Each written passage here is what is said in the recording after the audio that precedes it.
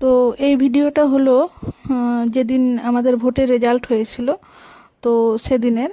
আর আমি সেদিন সকালবেলা খুব তাড়াতাড়ি উঠে পড়েছিলাম, আর সকালে সমস্ত কাজ সেরে নিয়েছিলাম, আর ব্রেকফাস্ট করে আর বসে পড়েছিলাম টিভি দেখতে। আর টিভিতে সারাদিন নিউজ দেখে যাচ্ছিলাম। আর সেদিন কোথাও বেরোইনি, বাড়িতেই ছিলাম সারাটা দিন। আর প্রায় সারাটা দিনই নিউজ চলছিল টিভিতে। আর এভাবেই সকালটা আমার কাটলো। তারপর আমার একটা জিও সিমের দরকার ছিল, তো আমি সেটা বাড়িতেই অর্ডার করে নিয়েছিলাম। তো 2-3 দিন আগেই বলেছিলাম সিমটা দিয়ে যাওয়ার কথা, কিন্তু তারা দিয়ে যায়নি। আর আমাকে ওই দিন দুপুরবেলা সিমটা দেওয়ার জন্য আসলো একজন।